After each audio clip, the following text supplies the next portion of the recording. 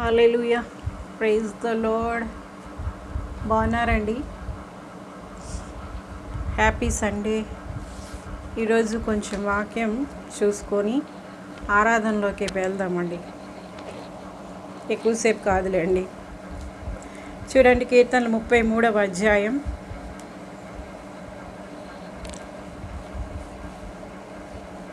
నీతిమంతులారా, యెహోవాను బట్టి ఆనందగానం చేయడి. స్తుతి చేయుట యథార్థవంతులకు శోభస్కరం. సితారాతో యెహోవాను స్తుతించుడి. 10 తంతుల స్వరమండలంతో ఆయన్ను కీర్తించుడి. ఆయనను గూర్చి నూతన కీర్తన పాడుడి. ఉత్సాహధ్వనితో ఇంపుగా వాయించుడి. యెహోవా వాక్యం యథార్థమైనది, ఆయన చేయనిదంతయు నమ్మకమైనది. ఆయన నీతిని న్యాయమును ప్రేమించుచున్నాడు. లోకము యెహోవా కృపతో నిండి ఉన్నది. యెహోవా వాక్కు చేత ఆకాశములు కలిగెను. ఆయన నోటి ఊపిరి చేత వాటి సర్వ సమూహము కలిగెను. సముద్ర జలములను రాసుగా కూర్చువాడు ఆయనే. అగాధ జలములను కొట్లలో కూర్చువాడు ఆయనే.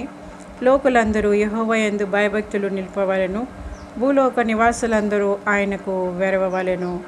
ఆయన మాట సెలవేక దాని ప్రకారం ఆయన ఆజ్ఞాపింపగానే కార్యం స్థిరపరచబడెను. అన్య జనముల ఆలోచనలు యెహోవా వ్యర్థపరచును. జనముల యోచనలు ఆయన నిష్ఫలముగా చేయును. యెహోవా ఆలోచన సదాకాలము నిలుచును. ఆయన సంకల్పములు తరతరములు ఉండును. యెహోవా తమకు దేవుడుగా గల జనులు ధన్యులు. ఆయన తనకు స్వాస్యముగా ఏర్పరచుకున్న జనులు ధన్యులు.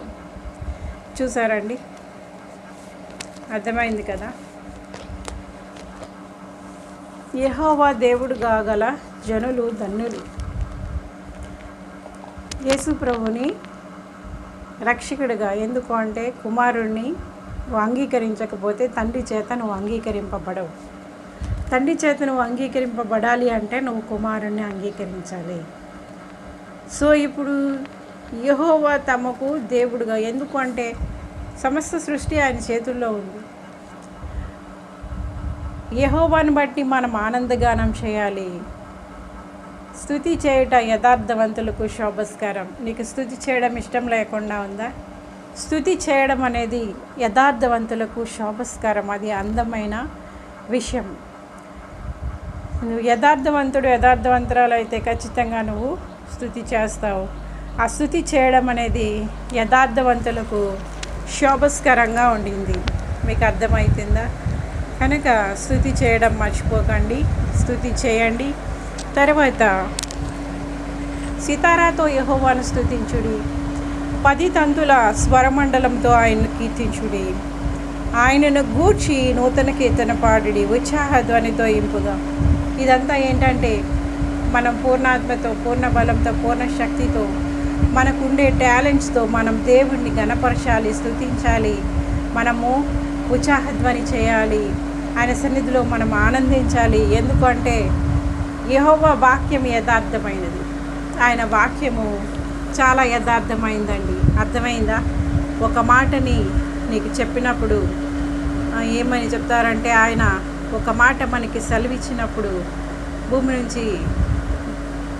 భూమిపైకి వర్షం వచ్చి ఎట్లాగా వెనక్కి ఊరికే వెళ్ళదో, అది భుజించేవానికి ఆహారం, విత్తువానికి విత్తనం ఎట్లా ఇస్తుందో, అలాగా ఆయన వాక్యం అనేది మన జీవితాల్లో ఆయన చిత్తాన్ని నెరవేర్చేదిగా ఉంటా ఉంది.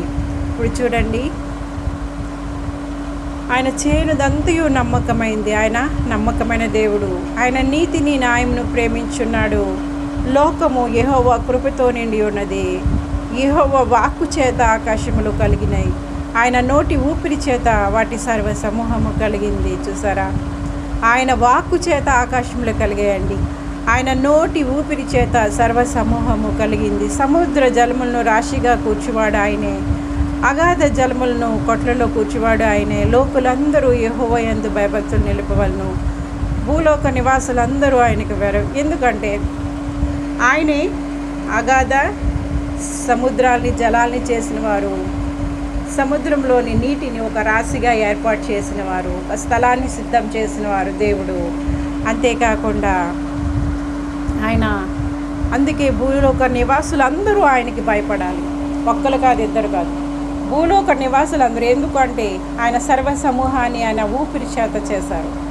దేవుడు అంటే అందరికీ దేవుడు, సమస్తాన్ని చేసిన దేవుడు కనుక అందరూ భయపడాలి. ఆయన మాట సెలవీయగా దాని ప్రకారం ఆయన ఆజ్ఞాపింపగానే కార్యము స్థిరపరచబడెను. అన్య జనముల ఆలోచనలు యెహోవా వ్యర్థపరచును, జనముల యోచనలను ఆయన నిష్ఫలములుగా చేయును. చూసారా, ఆయన ఆజ్ఞాపించినప్పుడు కార్యము నెరవేర్చబడేదిగా ఉంటుంది. తర్వాత అన్య జనముల ఆలోచనలను యెహోవా వ్యర్థపరచును, జనముల యోచనలను ఆయన నిష్ఫలములుగా చేయను. యెహోవా ఆలోచన, ఎవరు ఎన్ని ఆలోచనలు చేసినా అవన్నీ కూడా నిష్ఫలమైపోతాయి. కానీ యెహోవా యొక్క ఆలోచన స్థిరమైంది, అది సదాకాలం నిలిచేది. మన పట్లగా ఆయన ఒక ఆలోచన కలిగి ఉన్నారు అంటే భయపడాల్సిన అవసరం లేదు. ఖచ్చితంగా అది సదాకాలం నిలిచే ఆలోచనగానే ఉంటుంది. ఒక సమయంలో ఉండి ఒక సమయంలో పోయేది కాదు. తర్వాత యెహోవా తమకు ఆయన సంకల్పంలో తరతరములకు ఉండును. యెహోవా తమకు దేవుడుగా గల జనులు ధన్యులు, ఆయన తనకు స్వాస్థ్యముగా ఏర్పరచుకున్న జనులు ధన్యులు. యెహోవాని మనం దేవుడిగా చేసుకున్నప్పుడు మనం ధన్యులుగా ఉన్నాము. ఆయన మనల్ని స్వాస్థ్యంగా ఏర్పాటు చేసుకున్నప్పుడు మనమే ధన్యులుగా ఉన్నాం కదా. కనుక ఆయన ఒక ఆలోచన మన పట్ల కలిగి ఉన్నారంటే అది తరతరంలో నిలిచే ఆలోచన, ఒకరోజు ఉండిపోయేది కాదు. అన్ని జనంలో ఎన్ని ఆలోచనలు చేసినా అవన్నీ కూడా వ్యర్థపరుస్తారు. యెహోవా ఆలోచనే స్థిరమైనది, అది సదాకాలం నిలిచేది. అర్థమైందా?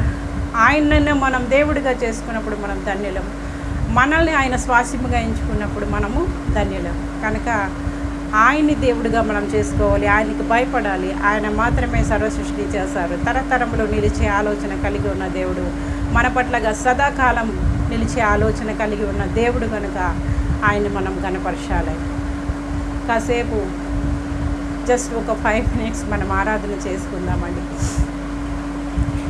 చూడండి, లాస్ట్ వీక్ అంతా కూడా నేను గార్డెనింగ్ చేశాను. చాలా హార్డ్ వర్కే, పైనుంచి కిందకి మట్టి మోయడం, మట్టి తీయడం, మట్టి పనులు, ప్రూనింగు, ఇది అది.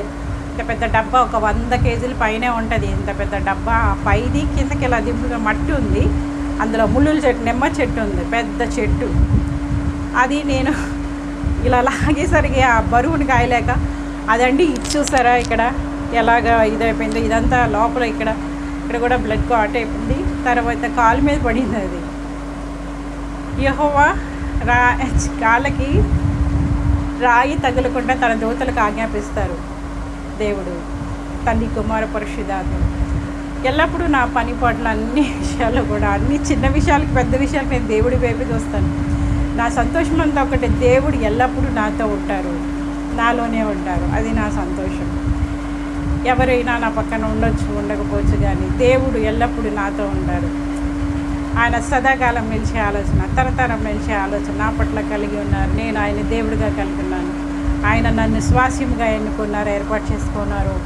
క్లియర్గా కనబడుతుంది కదండి. ఇక్కడ పడింది ఫస్ట్, ఇలా అలా రాసుకుంటూ కాలు మీద పడిపోయింది. చాలా 100 kgs పైన పెద్ద డబ్బా, అది తప్పించారు. తర్వాత రాత్రి ఏమైందంటే, నాకు యాక్చువల్గా 12-12:30 ఆ టైంలో మెలకు వస్తుంది కదండి. ఆ టైంలో నాకు కళ వస్తుంది. కళ్ళన ఏదో ఇలా దులిపేస్తున్నాను అనమాట.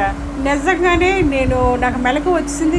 చేతి మీద ఏదో పాకుతుంది, చేతి మీద ఏదో ఉంది, అలా నిలబడి స్టాండ్ బై అయింది. ఇలా నిజంగానే తోసాను. అది ఏంటో మరి తెలీదు. దేవుడు దాన్ని నోరు కట్టాడు నాకు, కరవకుండా ఏం చేయకుండా. సో ఎందుకంటే నేను మొక్కల్లో తిరుగుతాను, ఆ మొక్కల మధ్య కూర్చుంటాను, మళ్ళీ వస్తాను, ఇదంతా జరుగుతుంది. ఎక్కడ జరిగిందో మరి ఆ పురుగో ఏంటో తెలియదండి. అది తగిలేటప్పుడు మాత్రం ఏదో అది గరుగ్గా ఉంది, ఒకలాగా ఉంది. సో మనం పడుకున్నప్పుడు ఆయన కునుకొని నిద్రపోని దేవుడు అనేది మనల్ని కాపాడాలి కదా. ఎల్లప్పుడూ ఆయన, ఇదివరకు నాకు అసలు లైట్ ఆపి నిద్రపోవడం అంటే నాకు చాలా భయం. ఇప్పుడు చక్కగా లైట్ ఆపి దర్జాగా పడుకున్నా. సో ఏంటి అంటే, ఒక దేవుడు చెప్పాను కదా, ఒక స్టెప్ పైకి ఎక్కించారు. ప్రత్యక్షంగా దేవుడే ఉండడం నేను చూస్తాను. ఎప్పుడు ఉన్నారు, బట్ ఒక ప్రత్యేకమైన అనుభవంలోకి దేవుడు లేపారు అని. అప్పటి నుంచి అసలు భయం లేదు, ఏం లేదు. దేవుడు ఎల్లప్పుడూ కూడా ఉంటున్నారు, నడిపిస్తూ ఉన్నారు అద్భుతంగా. ఇంకా కుటుంబాల విషయాల్లో దేవుడు చేసిన ఆశ్చర్య అద్భుత కార్యాలన్నిటి బట్టి కూడా స్తుతిస్తున్నాను. ఈ విధంగా గడిచిన వారమంతా కూడా జయకరంగా మళ్ళీ తిరిగి నేను అసలు 1 year నేను అన్నిటికీ సెలవు తీసుకుందాం అనుకున్నాను. మళ్ళీ దేవుడే నన్ను బలపరిచి నేను గర్భంలో ఉన్నప్పుడే నేను ఎన్నుకొని ఏర్పాటు చేసుకున్నాను కదా అని దేవుడు తిరిగి మాట్లాడినప్పుడు మళ్ళీ తిరిగి నేను ఆయన యొక్క పని చేయడానికి ఆయత్తమైనాను. ఎందుకంటే తర్వాత అది మళ్ళీ తిరిగి నా పని నేను స్టార్ట్ చేసుకోగలిగాను. ఇదంతా దేవుని కృప, దేవుని ప్రణాళిక. ఆయన మన పట్లగా కలిగి ఉన్న ఆలోచన సదాకాలం నిలిచే ఆలోచన, ఎల్లప్పుడూ తరతరం నిలిచే ఆలోచన కనుక అది అన్యజనుల ఆలోచనలన్నీ మన ఆలోచనలైనా మన మనుషులుగా మన హృదయంలో ఆలోచనలు అనేకములుగా పుడితే కానీ యెహోవా యొక్క తీర్మానమే స్థిరం, ఆయన చిత్తమే స్థిరం. కనుక మనం ఏంటంటే దేవుణ్ణి మనం మనస్ఫూర్తిగా దేవుడుగా మనం అంగీకరించాలి. ఎందుకంటే ఆయనే సముద్రంలో జలములు రాశిగా కూర్చువాడు, సమస్త సృష్టిని చేసినవాడు, సమస్త మానవ జాతిని సమూహాన్ని చేసిన దేవుడు, సర్వలోకాన్ని చేసిన దేవుడు. అందరూ ఆయనకి భయపడాలి. హల్లెలూయా, స్తోత్రం నాయనా.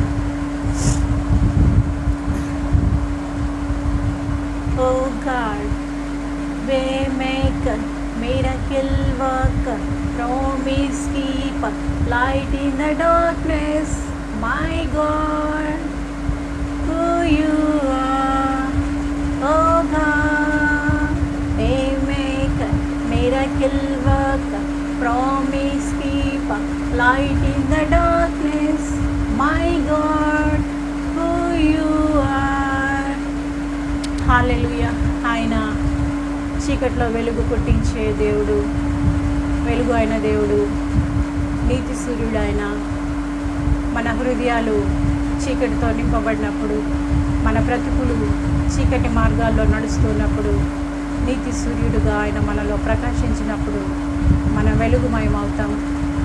శిఖరం అవతర బకునియా రికవాచి, ఎందుకంటే ఆయన వెలుగై ఉన్నారు కనుక. ఎప్పుడైతే యేసు ప్రభువాన్ని మీ హృదయంలో రక్షకుడిగా దేవుడిగా స్వీకరిస్తూ ఉన్నారో మీ హృదయంలో వెలుగు వస్తుంది. శిఖరం అవతర బకునియా, చీకటిలో కూర్చున్న ప్రజలకు ఆశ్చర్యకరమైన వెలుగులోకి నడిపించడానికి దేవుడే మనుష్య కుమారుడుగా ఈ లోకానికి వచ్చారు కనుక, కృపా సత్య సంపూర్ణుడుగా ఈ లోకానికి వచ్చారు. మొదట వాక్కు ఆయన ఉన్నారు, ఆ వాక్యే కృపా సత్య సంపూర్ణుడిగా మనిషి అవతారంలో ఈ లోకానికి వచ్చారు. ఆయన లేకుండా ఏమీ కలగలేదు. ఆయన వెలుగు అయిన దేవుడిగా ఉన్నారు, జీవమైన దేవుడిగా ఉన్నారు. పాపముల చేత అపరాధముల చేత చచ్చిన మనిషిని తిరిగి బ్రతికించడానికి, బాగు చేయడానికి ఆయన జీవంగా వచ్చారు. ఆయన పరలోకానికి మార్గంగా వచ్చారు. పాపి అయిన మనిషి పరలోకానికి వెళ్ళలేరు. హీఈస్ ద వే మేకర్, అంటే ఆయనే మార్గమై ఉన్నారు. మనం పరలోక రాజ్యానికి అర్హులుగా, యోగ్యులుగా, నీతిమంతులుగా, పరిశుద్ధులుగా, యథార్థవంతులుగా చేసేది ఆయనే. రివైశాంధర పశికమ్మ బబ్బ రివైశాంధర.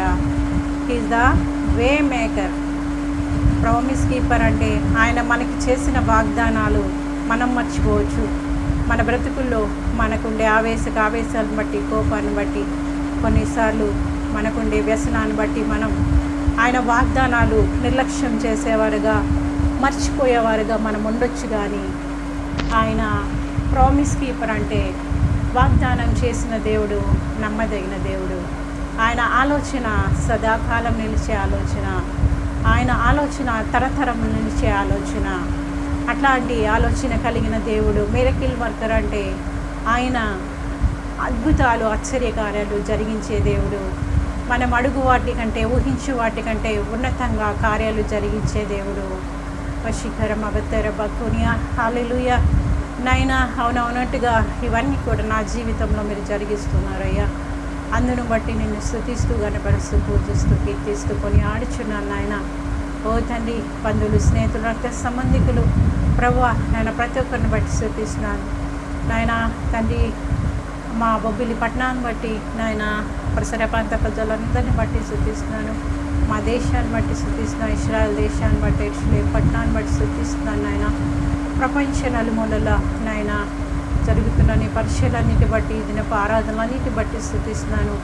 నీవు మాత్రమే ఆరాధనకు యోగ్యుడవు, నీవు మాత్రమే స్తుతి పాత్రుడవు, నీవు మాత్రమే స్తోత్రార్హుడవు, నీవు మాత్రమే పూజనీయుడవు, నీవు మాత్రమే పూజార్హుడవు, నీవు మాత్రమే స్తుతి నొందదగిన దేవుడవు నైనా.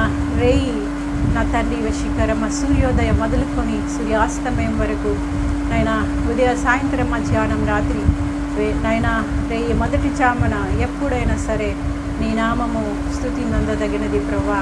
హల్లెలూయా, hallelujah, hallelujah, hallelujah. Come down Holy Ghost, come down holy fire. Rivashandara Vatara Bakunia, touch them Lord. Rikabashi Rivashandara Vatara Bakunia, Rikara Varivashandara. Hallelujah, hallelujah, hallelujah, hallelujah, hallelujah. నువ్వు చేసిన మేలు మహోపకారాలన్నిటి కొరకు ఏం చెల్లించగలను ప్రభా? వట్టిదాన్ని మట్టిదాన్ని, దుమ్ము ధూళి వంటి దాన్ని, ఐగురాలను బలిగినరాలు ప్రభా. వట్టి పాత్రను నాయన, ఖాళీ పాత్రను చేతకొని నీకు నా హృదయపూర్వక కృతజ్ఞత స్తుతి స్తోత్రం అర్పిస్తూ, స్తుతి ఆరాధన నాయన మా యూట్యూబ్ ఫ్యామిలీ అంతటిని బట్టి, మా వ్యూయర్స్ని బట్టి నాయన, వారి కుటుంబాలను బట్టి నేను స్తుతిస్తున్నాను ప్రభా. నీకు వందనాలు చెల్లిస్తున్నాను దేవా. తవశికర మవతర బాకోనియా రీఖర వరి వైశాందర. మీకే సమస్త మహిమ ఘనత ప్రభావాలు ఆరోపిస్తూ నాయన, కొన్ని నిద్రపోయిన దేవుడా, మా పట్లగా సదాకాలం నిలిచే ఆలోచన కలిగిన దేవుడా, తరతరంలో నిలిచే కట్టడ కలిగిన దేవుడా, నిన్ను దేవుడిగా కలిగిన ధర్మ శిఖరం అవతరబ జనులు ధన్యులు నాయన. తండ్రి నాయన నీకు వందనాలు, ఆ ధన్యత నాకు ఇచ్చావు, నీకు స్తోత్రాలు చెల్లిస్తూ సమస్త మహిమ ఘనత ప్రభావాలు మీకు ఆరోపిస్తూ యేసు నామంలో స్తుతి ఆరాధన సమర్పిస్తున్నా తండ్రి. Amen, amen, hallelujah. Praise the Lord, praise the Lord. God bless you all.